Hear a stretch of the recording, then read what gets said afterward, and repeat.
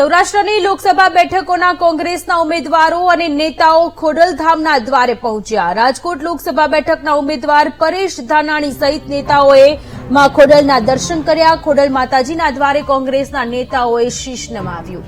અમરેલી બેઠકના ઉમેદવાર જેનીબેન ઠુમ્મર પણ સાથે જોડાયા। જૂનાગઢ લોકસભા બેઠકના ઉમેદવાર હીરા જોટવા પણ સાથે જોડાયા। ખોડલધામના ચેરમેન નરેશ પટેલ સાથે કોંગ્રેસ નેતાઓએ બંધ બારણે મંત્રણા કરી।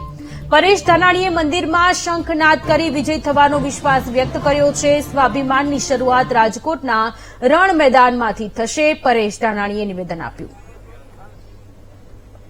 સંવાદદાતા વિક્રમસિંહ ફોનલાઈન પર જોડાયેલા છે। વિક્રમસિંહ, સૌરાષ્ટ્રની લોકસભા બેઠકોના કોંગ્રેસના ઉમેદવાર અને નેતાઓ માં ખોડલના આશીર્વાદ મેળવવા માટે ખોડલધામના દ્વારે પહોંચ્યા છે। વધુ વિગતો।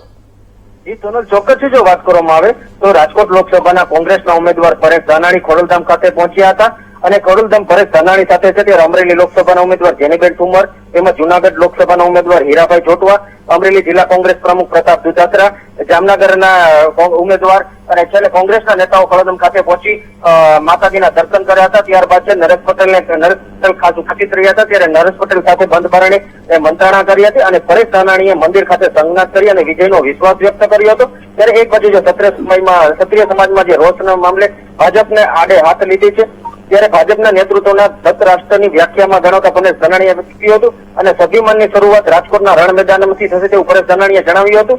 અને મહત્વની વાત એ છે કે જ્યારે ભાજપના ઉમેદવાર પરસોત્તમ રૂપાલા જ્યારે ખોડલધામ પહોંચ્યા હતા ત્યારે નરેશ પટેલ ઉપસ્થિત રહ્યા ન હતા। ત્યારે આજે આ કોંગ્રેસના 4 ઉમેદવારો જ્યારે પહોંચ્યા હતા ત્યારે જી વિક્રમસિંહ, આભાર તમામ વિગતો માટે।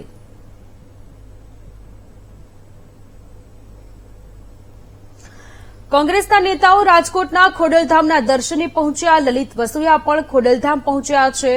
પરેશ ધાનાણી, જેનીબેન ઠુમ્મર, હીરા જોટવા બાદ લલિત વસોયા ખોડલધામ પહોંચ્યા। લલિત વસોયા અને નરેશ પટેલ વચ્ચે બંધ બારણે બેઠક થઈ। તો કોંગ્રેસના ઉમેદવારો કે જે લોકો ખોડલધામ પહોંચ્યા છે, ખોડલધામમાં માં ખોડલના આશીર્વાદ મેળવવા માટે પહોંચ્યા। આ સાથે લલિત વસોયાએ ખોડલધામના પ્રમુખ નરેશભાઈની સાથે બંધ બારણે બેઠક કરી છે। કોંગ્રેસના નેતાઓ રાજકોટના ખોડલધામના દર્શને પહોંચ્યા છે। નરેશ પટેલ સાથે લલિત વસોયાએ ચર્ચા કરી, બંધ બારણે બેઠક થઈ છે। સૌરાષ્ટ્રની બેઠકના કોંગ્રેસના ઉમેદવાર કે પરેશ ધાનાણી, હીરા જોટવા, જેનીબેન ઠુમ્મર, લલિત વસોયા આ લોકો પહોંચ્યા છે ખોડલધામમાં। લોકસભાની ચૂંટણીને આડે હવે ગણતરીના દિવસો બાકી છે। ઉમેદવારી ફોર્મ ભરવાની પ્રોસેસ ચાલુ થઈ ચૂકી છે। આજે પણ ઘણા બધા ઉમેદવારોએ ઉમેદવારી ફોર્મ ભર્યું। ગઈકાલે પણ ઉમેદવારી ફોર્મ ભર્યું હતું। કોંગ્રેસના પણ ઘણા બધા ઉમેદવારોએ આજે ફોર્મ ભર્યા અને ત્યારબાદ હવે આજે ખોડલધામમાં પહોંચ્યા છે। નરેશ પટેલની સાથે બંધ બારણે બેઠક થઈ છે।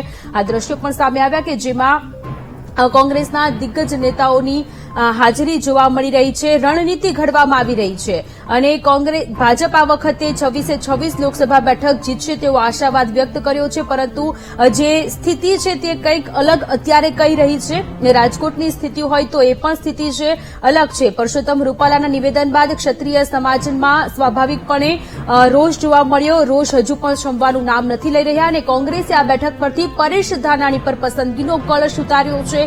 પરેશ ધાનાણી વર્સિસ પરસોત્તમ રૂપાલા રાજકોટમાં થઈ ચૂક્યું છે અને હવે ખોડલધામમાં પરેશ ધાનાણી સહિતના કોંગ્રેસના નેતાઓ માં ખોડલના આશીર્વાદ લેવા માટે પહોંચ્યા।